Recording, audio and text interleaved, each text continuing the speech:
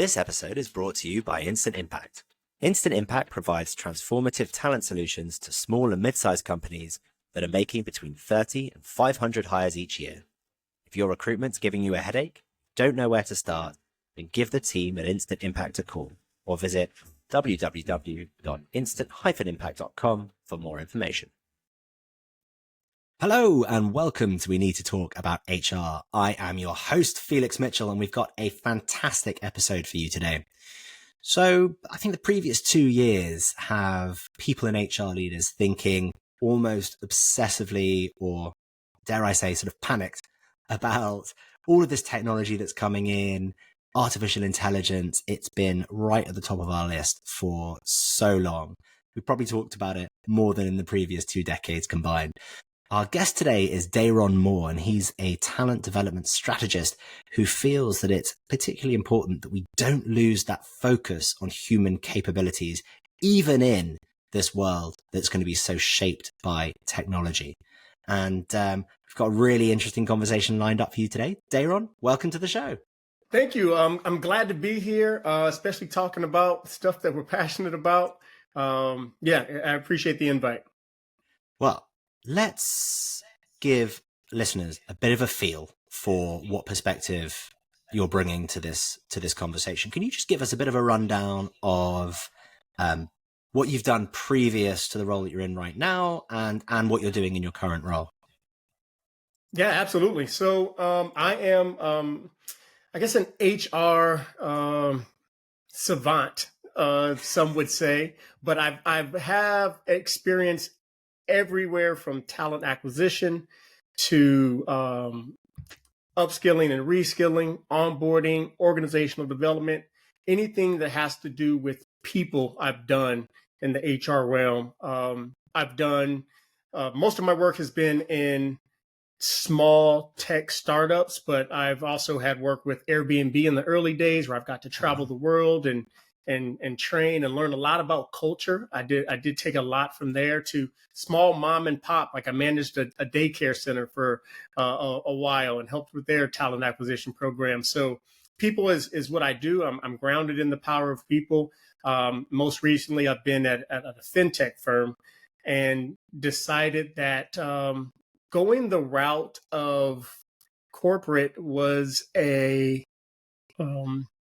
journey that I just wasn't going to do anymore. So I started a consultancy last year and put my nose down and in the throes of launching and having a big launch in Q1. So things have been moving, but most of my work have been with people. Fantastic. Well, it looks like we're catching you at the crest of the wave then, just before everything gets insane in Q1 of next year. But before we jump into the topic of today, Daron, which I'm really looking forward to doing, I think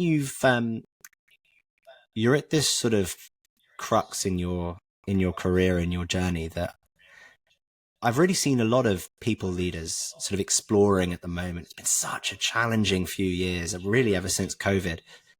What made you decide that setting up your own consultancy was the right route? And do you have any reflections on that journey at this early stage? I've got a few. A lot of this decision was kind of made for me. There was an opportunity where I was part of what I think most of Americans have dealt with is layoffs. And this layoff was a little different because I wasn't involved. You know, I've been in HR. I was part of previous layoffs in the past and was really involved with how we're going to communicate and tell the business and tell the org. And then this time, nothing. I just got that phone call at 8 o'clock in the morning and was caught off guard. And what I learned from that is things that what I relearned from that is it's a business, right? Business is a business. And unfortunately, there's a gap between how we interact in these walls of a business and how we interact outside of those walls.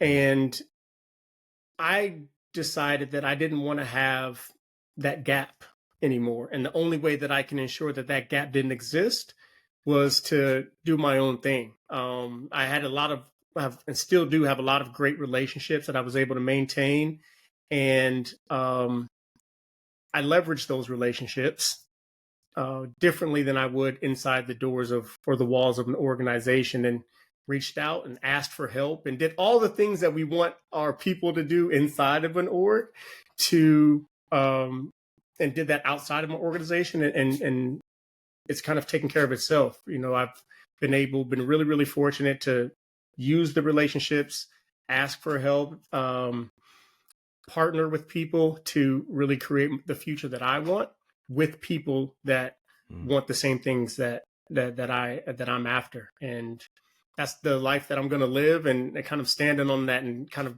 put my line in the sand, even though it was scary as all hell, draw my line in the sand to go do that. Well, that's fantastic. And good luck to you.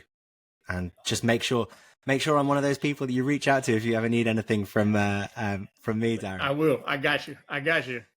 So I'm going to take those as anyone here who's thinking about setting up their own thing. I'm going to completely agree with Daron and say the advice that I would give to anyone starting their own organization, having done it, I don't know, 14 years ago or whatever it was, is just asking for help. Such a powerful tool. And maybe it's a nice segue into our conversation for today, which is it feels like one of those really human capabilities that's going to be absolutely core to this world that we're moving into. So, Daron, let's start with I guess the crux of today's conversation, which is we're sort of in this world which is so technologically focused. What are those? Why is it that you've got that focus on the human capabilities as opposed to, look, let's jump into the software, let's get a deep understanding of how all of that works? Yeah, the technology is the accelerator of everything good and everything bad and going on within the organization. Whether it's our remote work environment, whether it's how we provide feedback, whether the products that we put out into the marketplace, it's all technology driven. And I feel like we're so plugged into the technology that we've completely disconnected from the human components of that. And we are just enthralled by what technology brings: speed, innovation, power, when the complete opposite of that is kind of what we're thirsty for in our work environments, right? Sometimes we need to slow down, right? Sometimes we need to be really creative. We need to take risk. We need to be able to communicate and tell each other things. We've just been disconnected for so long that focusing on this human capability, I think, allows us to not focus on artificial intelligence and really realize that it's artificial intelligence. Like we skip the artificial part. It's not real. It's artificial intelligence. The real part is us, you and I, Felix and Daron talking. It's the teams, us being able to take that technology and move that. And I think focusing on how you get people to do that is far more important than the technology that we use or how we use it. It's who is using it is what we really want to focus on. And I think it's something we're missing and we're going to need for forever now. We're a completely different economy now that we have to think differently about how we operate. I really, really like that. And I wonder, do you think that the artificial side of the artificial intelligence, do you think that's going to change the kind of human capabilities that are important? Or do you think those are sort of, that's like a commonality to humankind and that's going to be consistent? I hope it's consistent. Actually, I'm excited I want AI to continue to thrive and find and identify all of the fluff stuff that we need to do at work and remove that so it can level the playing field. I think that the more that we lean into AI, we start identifying the real from the fake, right? The skilled versus the talented, right? I want to work with talented people.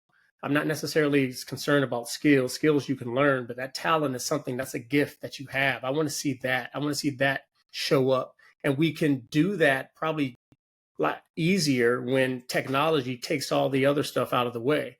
So I don't think technology is going anywhere. What I do have concerns about is how brave our leaders, our organizations will be to go down that path, because now you're getting into really uncomfortable territory, right? Now you're getting into more internal values and characteristics, what's important to me, what I really believe in. That's why it's like we can't talk about politics at work, right? We won't have certain topics or conversations, right? We are not able to engage in a dialogue, but yet you want us to go raise multi-million-dollar organization. I can't do that when the stakes are that high without a relationship. I can't do it effectively for a long time. I may do it for a short amount of time, but I won't be able to really invest and pour into it unless I know I have that bond and connection. I equate it to, like, if I wrote a list, if I had a list of the people that I would want to conquer the world with, they would be the people that I care about the most. That list would compose of people that I care about, not necessarily people that are really skilled or talented. And I think that when you go to work, it's the same. The CEO, your board they want to conquer the world. They want to go take this lane, this product, and be really successful. But yet they want to do that with people they don't have a connection with, or they don't have the ability to have a dialogue with. That's the challenge that I think we're going to be facing in the future. And that's what I'm going to challenge a lot of our leaders and orgs to do the same. That is fascinating. So I'm going to put a pin in the relationships piece, because I want to talk about that for a long time. Before we jump into that, you made a distinction between talent and skills, a talented person versus a skilled person, that I think, interestingly, runs quite contrary to a theme that I'm seeing in the talent acquisition world, where I work, where there's this big focus on skills-based recruiting, right? So it's moving from experience-based to skills-based. Can you just expand a little bit on what you mean by skills versus talent? And is that part of the same journey, or is that something slightly different? Yeah, it's a great question. It's along the same journey, but I do take a sharp right on that path as we start talking about talent and skills. Skills can be taught. You can go take a course, you can sit across from somebody, you can have a mentor. All of that is going to help improve your skills. Your talent is a gift that is given to you, that if you are one of the few people in this world who are fortunate to know what that gift is or what your talents are, you have an obligation to operate in those gifts and those talents, because that gift was given to you. It wasn't given to anyone else. And you understand and you can operate that gift in a way that no one else can. And having confidence in that gift is so much more valuable than the skills that you have. I can't see that on a resume. I won't see that on a job description. I won't be able to know that. That's something that I have to feel, right? So if I go back and talk to people that know Felix as a person, they won't recognize your skill set. They won't know your history. They will know this is the talent. This is the gift that Felix has. This is what you really bring to the table. And once we're able to operate in those talents, the more we're able to operate in those talents through skills or through tools or through AI, that's when that's when the magic happens, right? If you've been in a room where there's like a buzz and there's like this magic and you're in flow and you're going, that's because most of the time people are operating in their gifts and and not focus on the skills, but you see their gifts and their talents coming out. I want orgs to really lean into that, because if I know my role is to use my gift, I'm not chasing the dollar, right? I'm not going to take the next job for the highest salary. I want to continue to do that and be rewarded for it and compensated for it, obviously. But it's really more about talent than skill at the end of the day. And that's the human part of it. That's the part you can't Google or chat GPT. Yes. This is really resonating on a practical, because I feel like, yeah, I'm in a very lucky position where I think I actually am in a role where I'm able to do what I'm to find, I guess, intuitively quite easy, and that I really enjoy. And I think that if you are talented at something, you tend to enjoy it more as well, to your point around not just chasing the dollar. So I get how it works on an individual level. Can we talk about how you help, or how you help your clients, or how companies can achieve that on an institutional level? Yeah, great question. It starts at the top, right? So you're looking at the leaders of an organization, and I use leaders loosely, leaders by title, but then also the ones that people rally around in your organization, your influencers. And you have a very candid conversation about your mission, your values, your vision for the organization, and make sure that there's alignment there. Do that through workshops. You can do that through a bunch of different ways. You can audit, but there's a conversation that needs to happen at the top of that organization to make sure that we have the right team, we have the right environment, we have the right culture. And once you're able to assess that, you have to have woven throughout the culture of your organization, you have to have moments that capture the essence of who we are, where we're headed, and why, right? So that culture is identified by artifacts, ceremonies, and language. So the artifacts in your organization, the ceremonies in your organization, and your language in that organization must reflect that value. So I should be able to go into your team. Can you give me an example of an artifact and a ceremony? Language, I'm with you on. Absolutely. So an artifact, right? That's something that we can trade and use. That might be our manual or our employee manual.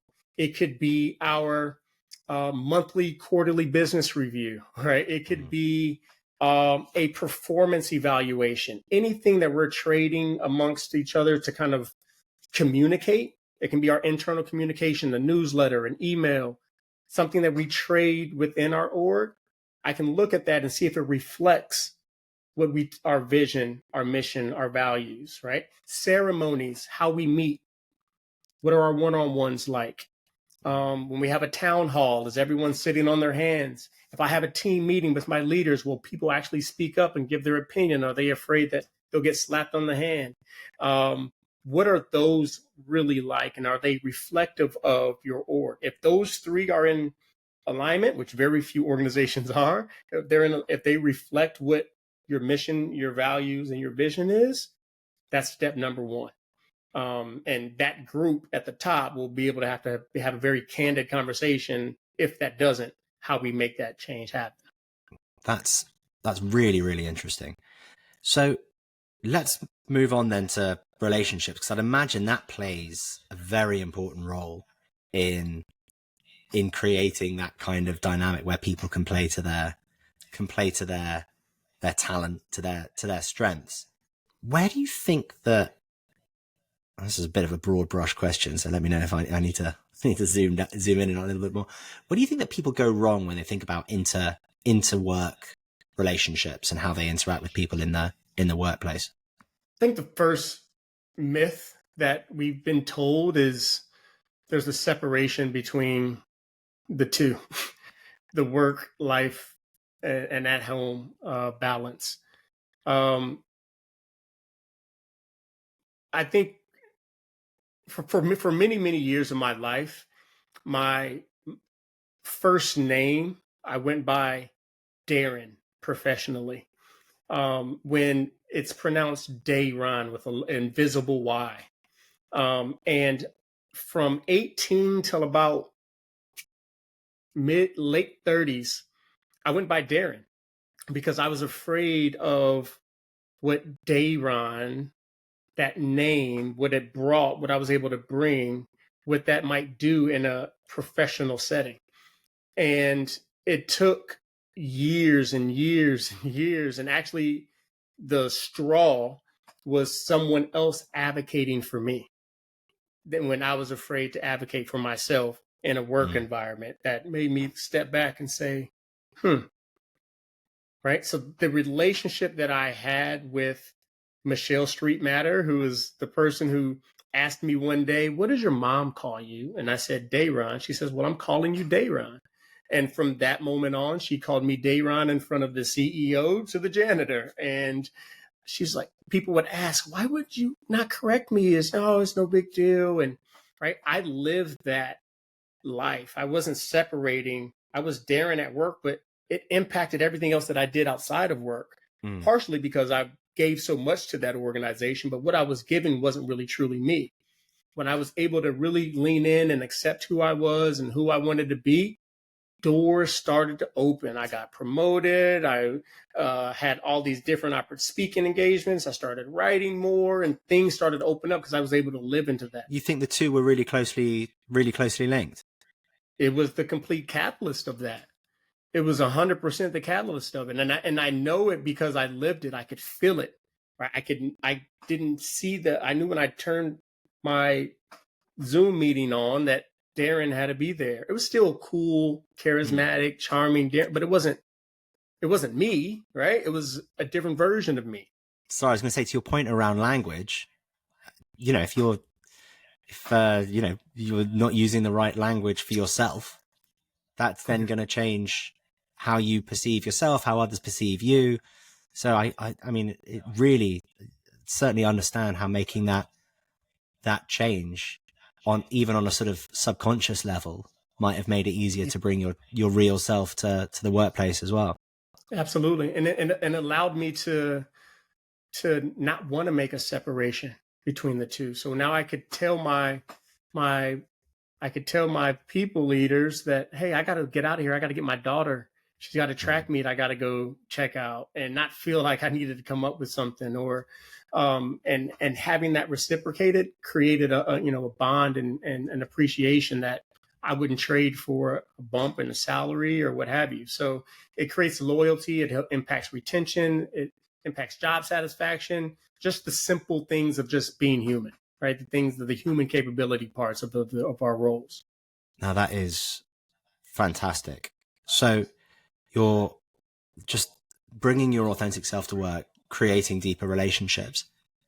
Now, many people aren't comfortable to do that. And I'm not talking about, and that can be anything from correcting people on their name to telling people their preferred gender identity, or, their sexuality. I mean, really, there's a whole train of things where people may not be comfortable in the workplace bringing that up. And I think as people leaders, sometimes we have to be like, you know what, we certainly don't want to be in a workplace that forces people to bring that side of themselves to work. Some people want to keep things personal, and I think that's important as well. But what are the sorts of things that we can do to create an environment where people are encouraged to, or people feel safe to bring themselves to their true selves to work? I think simply saying, you belong here. I want you here. You're here for this reason. This is the value that you bring. Like articulating to people what they bring to the organization, what your expectations are. I don't care about the details. Like, really, if you want to leave who you are, your sexual orientation, your name, whatever you want to leave at home, you leave at home, but you're here because this is what I value in you, right?